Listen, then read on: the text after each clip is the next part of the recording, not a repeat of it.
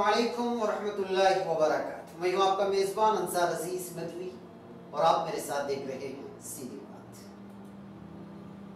नाज़रीन, ऐलान के मुताबिक इस हफ्ते की दूसरी सीधी बात का मेरा मौजू है ताजमहल, और उसका उन्वान दिया गया था ताजमहल तेरी किस्मत पे रोऊं की रश्क कर, या फिर हंसूं या मातम। नाज़रीन, हमारे मुल्क अजीज में इधर कुछ सालों से अजीब किस्म का तमाशा खड़ा हो गया है। बार बार के बदलते फैसलों से आदमी परेशान है कि भाई न जाने कल कौन सा फैसला आ जाए और उसकी जेब में मौजूद मेहनत की कमाई का लोन बंद हो जाए।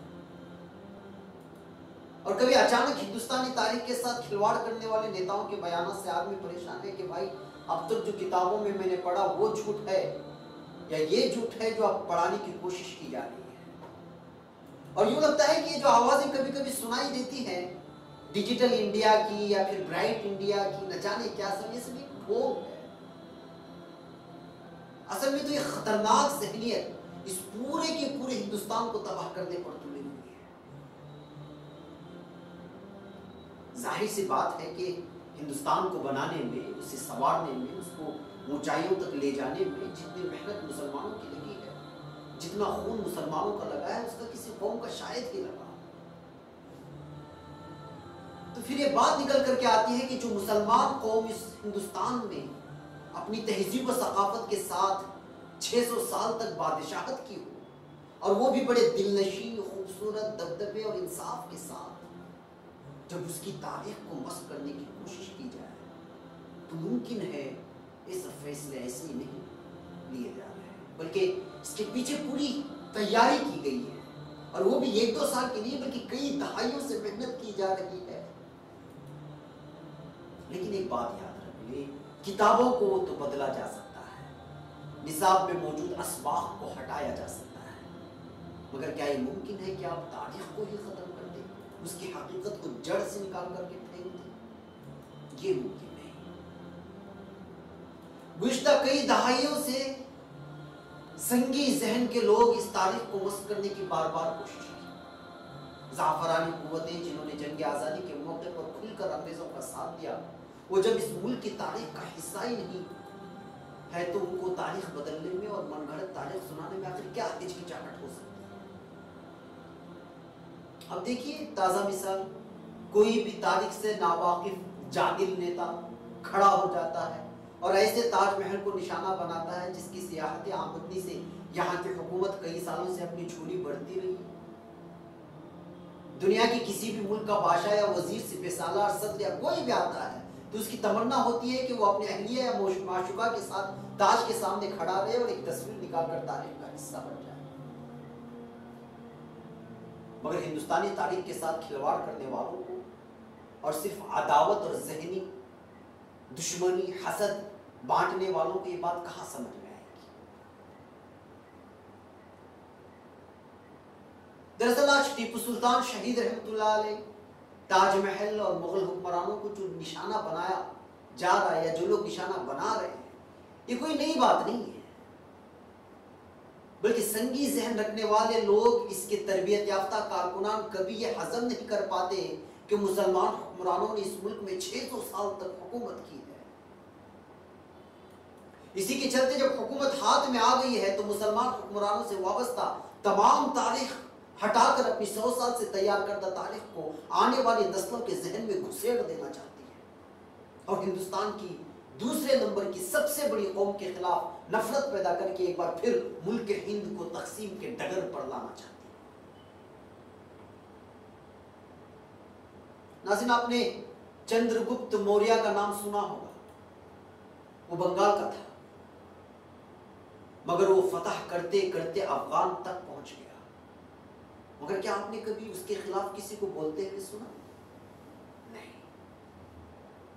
चंगेज खान का नाम सुना है आपने, इसका ताल्लुक मंगोल से था, मगर उसने अपने फतह के झंडे गाड़ते गाड़ते अरब की सरजमीन तक जा पहुंचा। मगर क्या आपने कभी उसके खिलाफ किसी को जहर उगलते सुना? नहीं।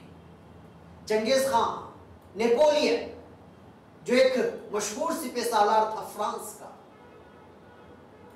उसने फतह करते करते इटली, मगरबी यूरोप और पुर्तगाल तक जा पहुंचा।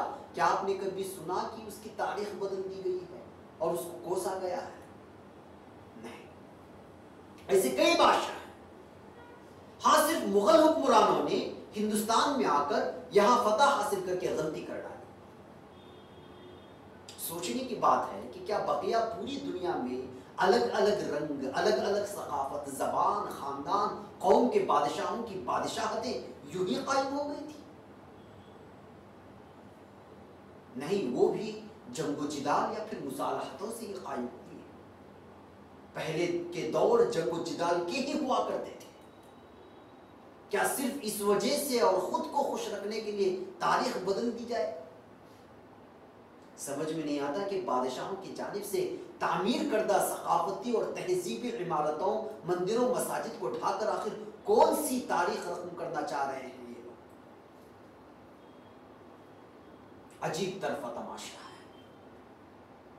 ताजमहल, लाल किला, कुतुब मीनार, जामे मस्जिद, मक्का मस्जिद और इसी तरह दिल्ली के आसपास औरंगाबाद, महाराष्ट्र और हैदराबाद के तारीखी किले, सेवन टॉम्स और बीजापुर के तारीखी मसाजिद और मंदिर, बीदर समेत हिंदुस्तान भर में मौजूद उन तारीखी शवाहिद को खत्म ही कर दो, तमाम मुगल हुक्मरानों की निशानियां मिटा दो, फिर उसके बाद फिर बताओ कि इस मुल्क में देखने के लिए बचेगा क्या? तरक्कियात की बात करने वाले क्या इतने बेवकूफ होते हैं कि वो अपने आमदनी के जराए को ही लात मारेंगे? मुगल हुक्मरानों की तारीख को मिटा देंगे तो फिर हिंदुस्तान की तारीख में बाकी क्या रह जाता है? तारीख से वाकिफियत रखने वाले लोग जानते हैं कि सुनहरी तारीख तो मुगल हुक्मरानों की दौर की है। हिंदुस्तानी तरक्कियात का आगाज भी उसी दौर में हुआ था। सोने की चिड़िया का नाम भी तो इसी दौर में मिला था इस हिंदुस्तान। उसके बाद तो सिर्फ तरक्कियात के नामों पर किसानों की खुदकशियां, फिर खवाराना फसादात ही तो मिले हैं इस कौम।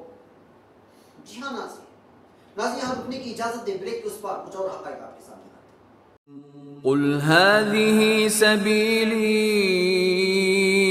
अदअू इलल्लाह अला बसीरतिन अना व मन इत्तबअनी व सुब्हानल्लाहि व मा अना मिनल मुश्रिकीन। नाज़रीन, इस्तक़बाल सीधी बात की अनूठी महफिल। नाज़रीन, इस बात से आप बखूबी वाकिफ हैं कि यूपी के संगीत सोम जो हमेशा नफरत की बात करता है, उसने ताजमहल को लेकर क्या कहा। और हमें अफसोस नहीं होना चाहिए कि क्योंकि जिनकी जिंदगी नफरतों को बांटने में गुजरी है, वो मोहब्बत के लिए मिसाल दिए जाने वाले ताज की हकीकत को समझ नहीं पाएंगे। फिर उसके बाद जो मीडिया में बहस का सिलसिला चल निकला, वो भी आप लोग जानते हैं। फिर उसके बाद यूपी के सीएम योगी जी ने ढोंग करते हुए कैसे ताज के पास गए और तस्वीर कशी की, वो भी आप लोग जानते हैं। तबसरा करने वाले ने कह दिया कि ताजमहल तो हुकूमत के लिए सोने का अंडा देने वाली मुर्गी है, भला दिल चाहे ना चाहे तस्वीर तो खींचनी ही पड़ेगी। दुनिया के 7 अजूबे में से शुमार होने वाले ताजमहल ने हिंदुस्तान की तारीख को दोबाला किया है, मगर उसकी किस्मत फूटी है कि आजकल इस पर मुख्तलिफ किस्म के एतराजात किए जाते हैं। सोचता हूं कि इसकी किस्मत पर रश्क करूं कि रो। रोने का मन इसलिए करता है कि अगर मोहब्बत की मिसाल को इतना शाहकार बनाने का उस वक्त के बादशाह ने फैसला लिया और उस पर इस कदर मेहनत की, तो काश उस वक्त तालीम हासिल करने का कोई इदारा ही बना लेता, तो आज वो सूदमंद होता पूरे कौम के लिए।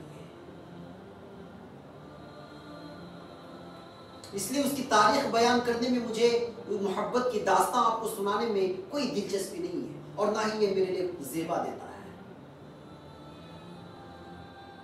दास्तान मोहब्बत सुनाने के लिए मैं नहीं खड़ा। बास तबसरा निगारों को मैंने कहते हुए सुना कि ताजमहल को निशाना इसलिए बनाया जाता है कि वो मुसलमान बादशाह ने बनाया। मगर मैं कभी कभी सोचता हूं कि आखिर ताजमहल से मुसलमानों को क्या फायदा पहुंच रहा है। ज्यादा से ज्यादा ताजमहल के आसपास मौजूद ताजिर की दुकानों को फायदा है, टिकट काट कर अंदर जाकर देखने से हुकूमत को फायदा है, फोटोग्राफर्स को, फायदा है, और सियाहत के लिए बैरून ममालिक से आने वाले अफराद होटल में रुकते हैं तो उनको फायदा है। और इस फायदे में हिंदू, मुसलमान, सिख, ईसाई सब बराबर के शरीक हैं। तो फिर इसका मुसलमानों से क्या ताल्लुक है? मतलब ये है कि अगर आप इसको सियाहती फहरिस्त हटा दें या फिर उस पर बुलडोजर भी फेर दें तो मुझे नहीं लगता कि इससे किसी मुसलमान को नुकसान हो। हाँ, एक मुसलमान बादशाह के बनाए जाने की वजह से, तारीख के साथ खिलवाड़ करने की वजह से तकलीफ का एहसास हो सकता है। ऐसी तकलीफ तो सिर्फ मुसलमान को ही नहीं बल्कि मोहब्बत का मतलब समझने वाले, समझाने वाले हर इंसान को होगा, बल्कि वो सिर्फ हिंदुस्तानी ही नहीं बल्कि बैरून हिंदुस्तानी को भी। दरअसल बात ताजमहल, लाल किले की नहीं, असल मसला है सोच का, असल मसला है पावर का, असल मसला है मुसलमानों की तारीख को मस्त करके एक बनावटी तारीख मुल्क की हिंद के रगों में पैवस्त करने का। इस तरह के इशू सामने लाने से दो फायदे हैं।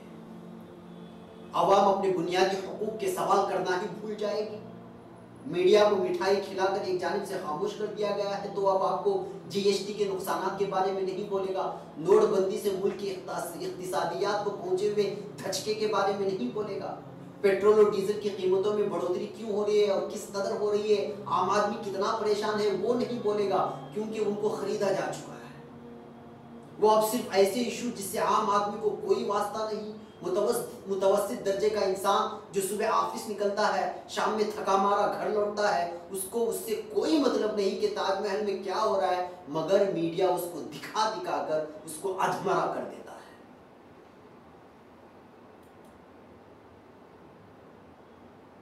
मीडिया को ना अच्छे दिनों की फिक्र है, ना ही उसका इंतजार है, और ना ही उसको किसानों की खुदकशी की फिक्र है, क्योंकि वो एयर कंडीशन स्टूडियोज में बैठकर कुछ यहाँ वहां की हाँक कर कौम व समाज में आग लगाकर अपने घर निकल जाते हैं, और बेचारे हम जैसे लोग अच्छे दिनों के इंतजार में बैठे हुए आम आवाम को महंगाई के मार के अलावा फिर क़वाराना तशद्दुद की मार भी झेलना पड़ रहा है इन टीवी एंकरों की वजह से। और इस दौरान फुर्सत से बैठे हुए इंसान तारीख के साथ खिलवाड़ करने वाले दलालों का अपना अलग राह। नाज़रीन, आपको लगता है कि ये ताजमहल, टीपू सुल्तान, मुगल हुक्मरानों के नाम बीच बीच में ऐसी मीडिया में आ जाते हैं? नहीं, ये मुकम्मल मंसूबाबंदी का नतीजा है। संघ परिवार 100 साल से इसके पीछे पड़ा हुआ है तारीख बदलने के लिए। बिलाखिर ये लोग अपने मकसद में कामयाब भी हो जाते अगर अदालत में ASI ये ना बताती कि ये मंदिर नहीं बल्कि इंसानों के हाथ से बनाया गया एक अजूबा और ताजमहल है और उसके अंदर एक मकबरा है, इसके अलावा कुछ नहीं। दरअसल खबरों पर नजर रखने वालों को 26 मार्च 2015 का दिन याद होगा। उस दिन 6 वकला पर मुश्तमिल एक टीम ने ज़िली अदालत में दावा ठोक दिया था कि ताजमहल असल में शिव मंदिर था और उसका नाम तेजू महालिया था, लिहाजा पूजा करने की इजाजत दी जाए। इसकी खबर मैंने भी शायद की थी और उस पर तबसरा भी किया था। पिटीशन अगर आप पढ़ेंगे जो दायर किया गया तो आपको उसमें लिखी गई तारीख को देखकर दंग रह जाएंगे कि भाई क्या इस कदर भी तारीख को बदला जा सकता है।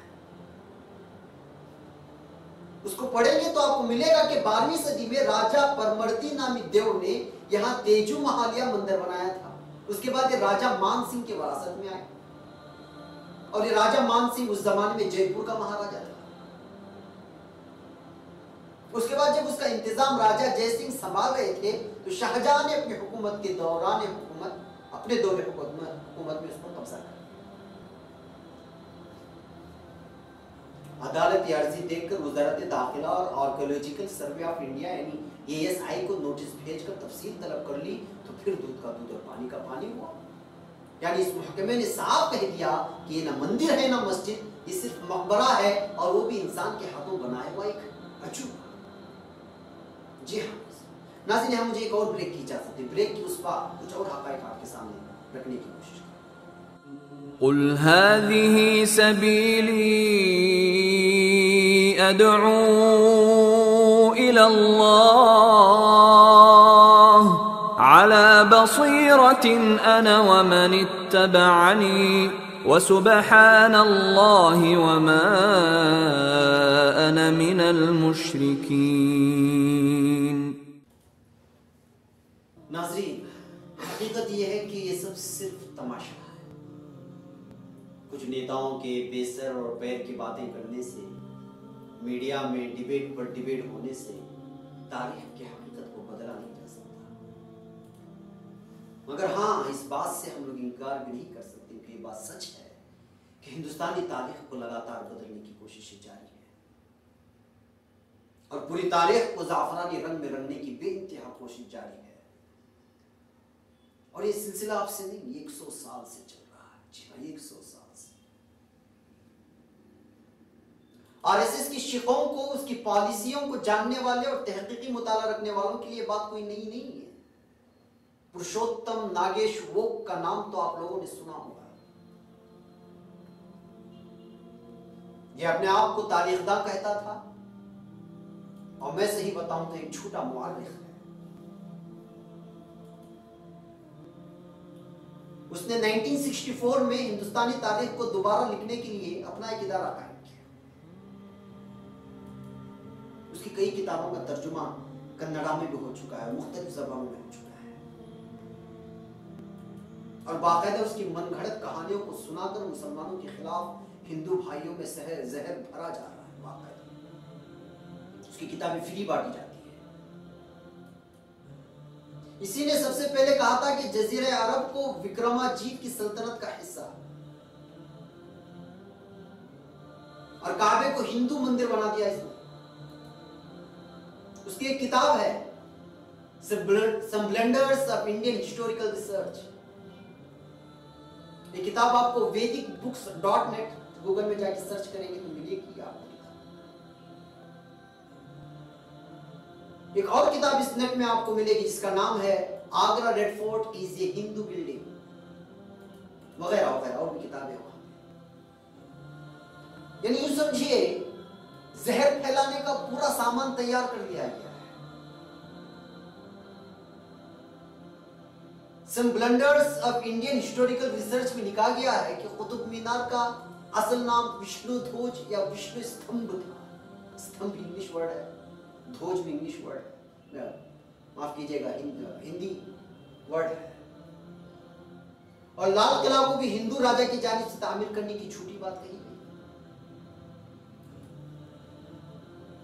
मुअर्रिख की झूठी दास्तान की इंतहा ये है, वो लिखता है ग्वालियर में मौजूद मोहम्मद गौस साहब का मकबरा, फतेहपुर सीकरी में सलीम चिश्ती का मजार, दिल्ली में निजामुद्दीन औलिया रहमतुल्लाह अलैह का मजार, अजमेर में मुईनुद्दीन चिश्ती रहमतुल्लाह अलैह का मजार, ये सब की सब हिंदू इमारत है जिस पर मुसलमानों ने कब्जा कर लिया।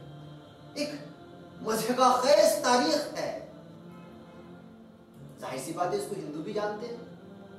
ये बनावटी और मनगढ़ंत तारीख पर किसी ने विश्वास नहीं किया, मगर इसके बावजूद ये सोच गुजरते अय्याम के साथ मुसलमानों के खिलाफ दीगर हिंदू हमारे जो भाई हैं उनको मुसलमानों के खिलाफ नफरत पैदा करने में काम करने लगी।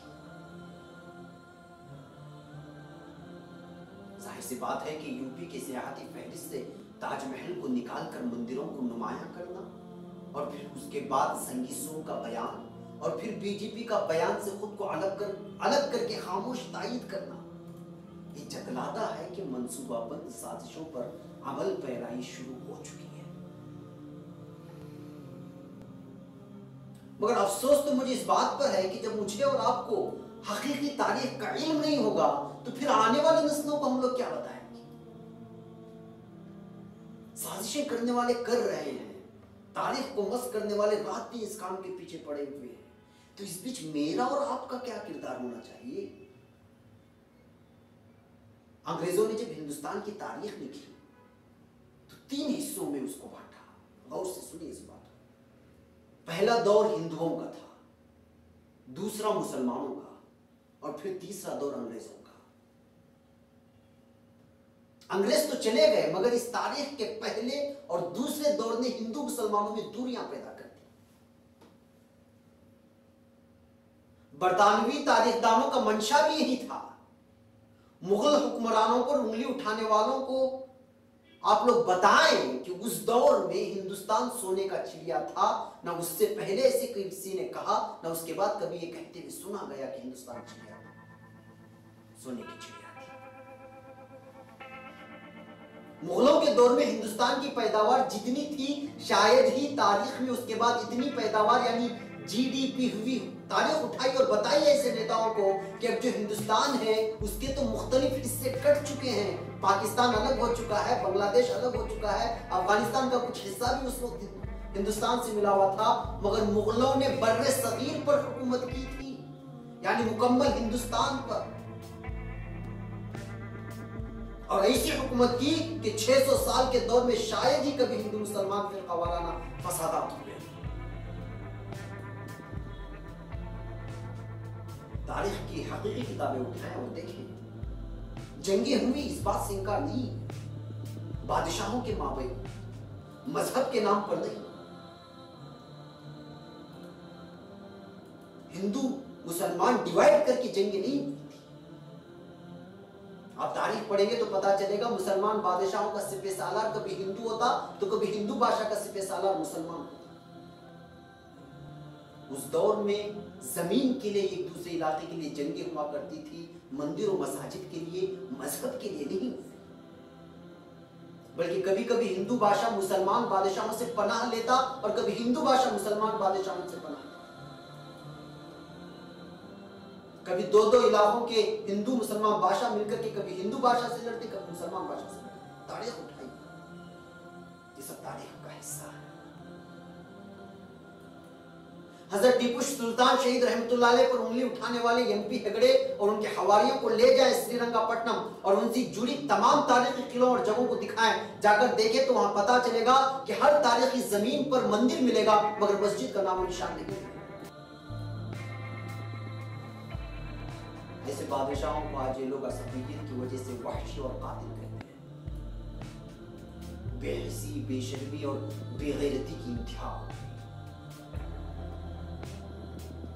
मुसलमान बादशाहों के दौर के बाद अंग्रेजों का दौर शुरू हुआ तो फिर देखिए कैसे तारीख के साथ खिलवाड़। अंग्रेज खुद को साबित करने के लिए हिंदू और मुसलमानों के बीच हमेशा के लिए एक फसील बनाए और तारीख में मुसलमान बादशाहों को जालिम के रूप में पेश किया। इसमें सरे फहरिस्त अंग्रेजी मौलिक एम एलिवेट, एम अल्फस्टन, इसके बाद Vincent Smith, Stanley Lane Poole, Alexander, Joseph Tiefenthaler और आरबी वाइट वगैरह, ये सब फहरिस्त उन लोगों की फहरिस्त है जिन्होंने सबसे ज्यादा जहर उगला मुसलमान बादशाहों के खिलाफ। और जाफरानी और संघ परिवार के लीडरान अवाम को मुसलमानों के खिलाफ उकसाने के लिए इन्हीं की किताबों का हवाला देते हैं, जबकि हकीकत उसके बरअक्स है। खुद यूपी के सीएम योगी आदित्यनाथ जो गोरखनाथ मठ से अपना ताल्लुक जोड़ते हैं, उस मंदिर को अतिया करने वाले नवाब सिराजुद्दौला थे। जी हाँ नाज़रीन, यही है हकीकत। मगर अफसोस कि हम असली तारीख को ना खुद पढ़े और ना औलाद को पढ़ा रहे हैं, तो नतीजा जो निकल रहा है वो हमारे सामने है। जी हाँ। क़ुल हाज़िही सबीली अद'ू इलल्लाह अला बसीरतिन अना व मन इत्तबअनी वसुबहानल्लाहि वमा अना मिनल मुशरिकीन। नाज़रीन, वक्त हो चला है। तारीख बयान करने बैठ जाऊं तो फिर वक्त काफी ना हो, क्योंकि मुझे तारीख के मौजू से ज्यादा दिलचस्पी होने और उसका एक अदना सा तालिब इल्म होने की वजह से महसूस होता है कि जितना भी बयान करूं बहुत ही कम है। मगर आपसे तो गुफ्तगू होती रहेगी, वक्तन फवक्तन अगली सीधी बातों में इसका तज़किरा होता रहेगा। मगर ऐसे नाजुक दौर में अपनी जिम्मेदारियों को समझे तो बेहतर है और दुश्मनों की साजिश को समझते हुए अपनी तारीख से खुद भी वाकिफ हो और औलाद को भी वाकिफ करवाएं। और मुझे यहाँ इजाज़त दे जनाब शायर मुनव्वर राना की नशार के साथ के, जिसे दुश्मन समझता हूँ वही अपना निकलता है, हर एक पत्थर से मेरे सर का कुछ रिश्ता निकलता है। डरा धमका के तुम हमसे वफा करने को कहते हो, कहीं तलवार से भी पाँव का कांटा निकलता है। जरा सा झटपटा होते ही छुप जाता है सूरज भी, मगर एक चांद है जो शब में भी तन्हा निकलता है। किसी के पास आते हैं तो दरिया सूख जाते हैं, किसी की एड़ियों से रेत में चश्मा निकलता है। फिजा में घोल दी हैं नफरतें अहले सियासत ने, मगर पानी कुएं से आज तक मीठा निकलता है, आज तक मीठा निकलता है। अस्सलाम वालेकुम व रहमतुल्लाहि व बरकातहू।